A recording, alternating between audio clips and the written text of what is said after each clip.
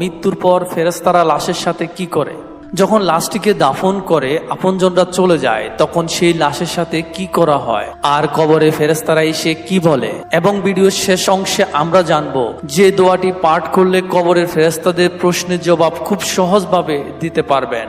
প্রিয় ভাই বোনেরা, খুবই গুরুত্বপূর্ণ একটি ভিডিও হতে চলেছে, আশা করি আপনি শেষ পর্যন্ত দেখবেন। কবরে প্রথম রাত নিয়ে বিশ্বনবী সাল্লাল্লাহু আলাইহি সাল্লাম বলেন, বান্দাকে যখন তার কবরে রাখা হয় এবং তাকে কবরে রেখে আপনজন শুধু এতটুকু দূরে চলে যায় যে তখনও ওই কবরস্থ ব্যক্তি তাদের জুতার শব্দ শুনতে পায়।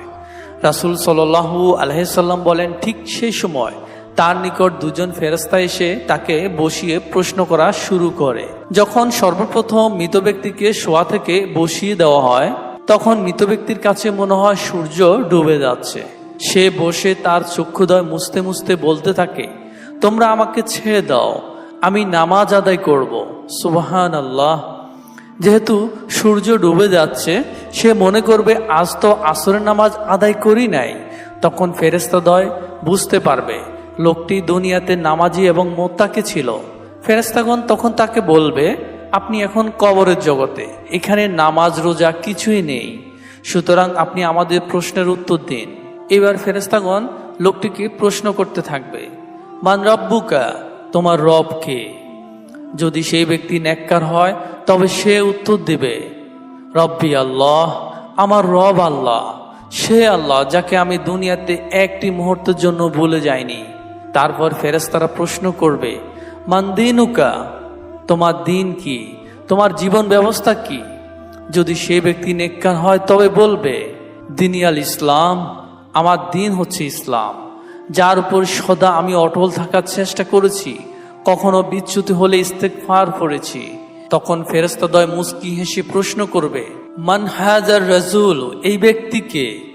মৃত ব্যক্তি যদি নেককার হয় তাহলে বলবে, নবিয়্যিনা মুহাম্মাদুর রাসূলুল্লাহ, তিনি আমাদের প্রিয় নবী হযরত মুহাম্মদ সাল্লাল্লাহু আলাইহি সাল্লাম।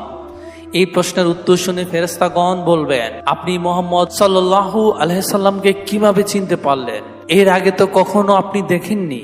মুমিন বান্দা বলবে, আমি আল্লাহর কিতাব পড়েছি এবং তার প্রতি ঈমান এনেছি, তাকে জীবনভর এতটা অনুসরণ করেছি যে হৃদয়ে তার ছবি এঁকে নিয়েছি, আর আল্লাহ পাকের হুকুমে তাকে এখন আমি চিনতে পেরেছি। সুবহানাল্লাহ। প্রত্যেক মানুষকে মৃত্যুবরণ করতে হবে, মৃত্যু থেকে পালিয়ে থাকার সুযোগ কারও নেই। মৃত্যুর পর মুমিনের প্রথম গন্তব্য কবর। যে ব্যক্তি ভালো আমল করবে এবং আল্লাহর সঙ্গে সাক্ষাৎ করার জন্য প্রস্তুতি নেবে, কবর তার জন্য সুখ ও আনন্দের ঘর হবে। আর যে ব্যক্তি খারাপ আমল করবে এবং আল্লাহর আনুগত্যর ক্ষেত্রে ত্রুটি করবে, কবর তার জন্য অন্ধকার ঘর হবে। এজন্য আল্লাহ তাআলা বলেন, কবরে মুনকার নাকির ফেরেশতার প্রশ্নের উত্তর তারাই দিতে পারবে যারা মৃত্যু পর্যন্ত ঈমানের পথে প্রতিষ্ঠিত ছিল। আর যারা ইহকালের পথে ঈমানের পথে প্রতিষ্ঠিত ছিল না, মৃত্যুর পর তারা মুনকার নাকিরের সওয়াল জবাব শুধু বলবে, লা আদ্রি, লা আদ্রি, আমি কিছুই জানি না, হায় আফসোস, আমি কিছুই জানি না, আমি তো কিছুই বুঝতে পারছি না। সুতরাং মুমিন বান্দা প্রশ্নের উত্তর দেওয়ার সাথে সাথে আল্লাহ তাআলা ঘোষণা করবে, আমার বান্দা সত্য বলেছে, অতএব তাকে জান্নাতের বিছানা বিছিয়ে দাও, তাকে জান্নাতের পোশাক পরিয়ে দাও, এছাড়াও তার কবরে জান্নাতের দিকে একটি দরজা খুলে দাও। সুবহানাল্লাহ। তারপর তার দিকে জান্নাতের স্নিগ্ধকর হাওয়া ও সুগন্ধি প্রবাহিত হতে থাকবে এবং ওই দরজা তার সীমা দৃষ্টি পর্যন্ত সুপ্রশস্ত করে দেওয়া হবে। সুবহানাল্লাহ। বিশ্বনবী হযরত মুহাম্মদ সাল্লাল্লাহু আলাইহি সাল্লাম আরো বলেন, মৃত ব্যক্তির কাছে একজন সুন্দর সুরভিত উত্তম পোশাক পরিহিত সুশ্রী ব্যক্তি আগমন করে বলবে, সুসংবাদ গ্রহণ করো, যা তোমাকে আনন্দিত করবে, আজ তোমার প্রতিশ্রুত দিন। ওই সুন্দর চেহারাদারী সুসংবাদ দাতাকে মুমিন বান্দা প্রশ্ন করবে, আপনি কে? সে বলবে, আমি হলাম তোমার নেক আমল। মুমিন বান্দা শুনে বলতে থাকবে, কিয়ামত সংগঠিত হয়ে যাক, কিয়ামত সংগঠিত হয়ে যাক। হাদিসটি মুসনাদে আহমদের। কেননা সে জানে প্রকৃত জান্নাত কিয়ামত দিবস সংগঠিত না হওয়া পর্যন্ত পাওয়া যাবে না। তখন ফেরেশতাগণ বলতে থাকবে, আপনি ঘুমান। মুমিন বান্দা বলবে, আমি আমার পরিবারের কাছে যেতে চাই, তাদের এই সুসংবাদ জানিয়ে দিতে চাই। ফেরেশতাগণ আবার বলবে, আপনি ঘুমান। বাসর রাতের মতো যাকে তার প্রিয়জন ব্যতীত কেউ জাগিয়ে দেয় না, তখন ওই বান্দার এক ঘুমে আল্লাহ তার শয্যা থেকে হাসরের মাঠে পুনরুত্থিত করবেন। হাদিসটি তিরমিজি শরীফে। নবী করিম সাল্লাল্লাহু আলাইহি সাল্লাম বলেন, কবর পরকালের প্রথম ঘাঁটি।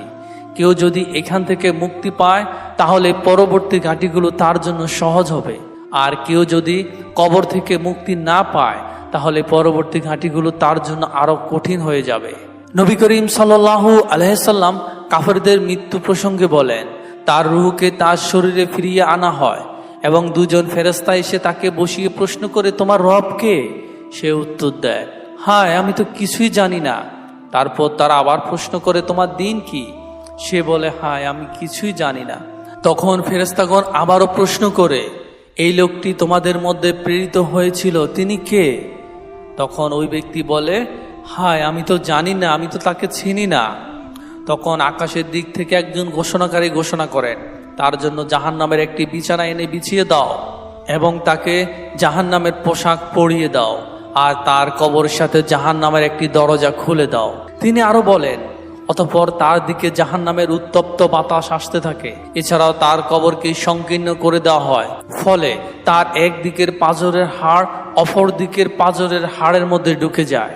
তারপর কবরের পাপী বান্দার জন্য এক অন্ধ ও বধির ফেরেশতাকে নিযুক্ত করা হয়, যার সঙ্গে একটি লোহার হাতুড়ি থাকবে। যদি এটা দ্বারা পাহাড়কে আঘাত করা হয় তাহলে তা ধুলোয় পরিণত হয়ে যাবে। মহানবী হযরত মুহাম্মদ সাল্লাল্লাহু আলাইহি সাল্লাম বলেন, তারপর তাকে হাতুড়ি দিয়ে সজোরে আঘাত করতে থাকে। এতে সে বিকট শব্দে চিৎকার করতে থাকে, যা মানুষ ও জিন ছাড়া পূর্ব থেকে পশ্চিম পর্যন্ত সমস্ত জীব জন্তুই শুনতে পায়। আঘাতের ফলে সে মাটিতে মিশে যায়। বিশ্বনবী বলেন, অতঃপর শাস্তি অব্যাহত রাখার জন্য পুনরায় তাকে রূহ ফেরত দেওয়া হয়। এভাবে তাকে কিয়ামত পর্যন্ত শাস্তি দেওয়া হয়। আল্লাহ তাআলা বলেন, যখন হাসরের মাঠ কায়েমের জন্য সিংহায় দ্বিতীয় ফুৎকার দেওয়া হয়, তারা কবর থেকে উঠে তাদের রবের দিকে দৌড়াতে থাকবে। তারা বলবে, হায় দুর্ভাগ্য, আমাদের আরামের নিদ্রা হতে কে উঠালো?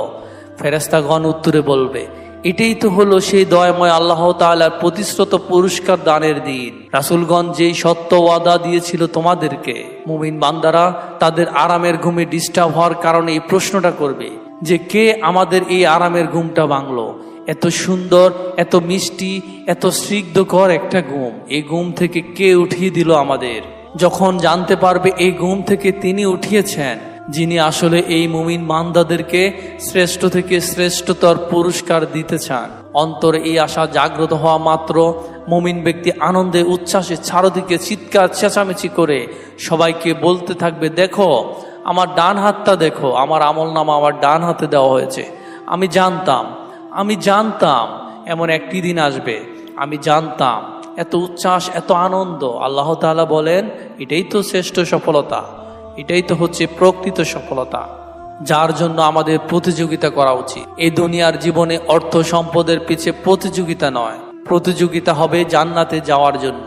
সুবহানাল্লাহ। প্রিয় ভাই বোনেরা, আসুন এই পর্যায়ে আমরা জেনে নেই কোন আমল করলে কবরে ফেরেশতাদের প্রশ্নের উত্তর সহজে দিতে পারবে। আমরা একটি দোয়া শিখে নেব। যে ব্যক্তি প্রতিদিন এই দোয়াটি পাঠ করবে তার জন্য আল্লাহ তাআলার পক্ষ হতে অনেক রহমত বর্ষিত হবে। তো এই দোয়াটি একটি বিশেষ উপায়ে পাঠ করতে হবে। এই দোয়াটি পাঠ করলে তিনটি সুবিধা পাওয়া যায়। এক নম্বর হচ্ছে, দোয়াটি পাঠ করলে আল্লাহ তাআলা থেকে ওই ব্যক্তির রিজিকের পেরেশানি আল্লাহ তাআলা দূর করে দেবেন এবং কবরের ফেরেশতাদের প্রশ্নের জবাব খুব সহজেই দেওয়া যাবে। প্রিয় ভাই বোনেরা, দোয়াটি স্ক্রিনে দিয়ে দেওয়া হলো, আপনারা লিখে রাখবেন এবং মুখস্থ করে ফেলবেন। দোয়াটির উচ্চারণ হচ্ছে, লা ইলাহা ইল্লাল্লাহু আল মালিকু হাক্কুল মুবিন মুহাম্মাদুর রাসূলুল্লাহ আস-সাদিকুল আদিল আমিন। আপনি প্রতিদিন এই দোয়াটি পাঠ করলে ইনশাআল্লাহ আপনার কবরে ফেরেশতাদের সওয়াল জবাব সহজেই দিতে পারবেন। সুবহানাল্লাহ।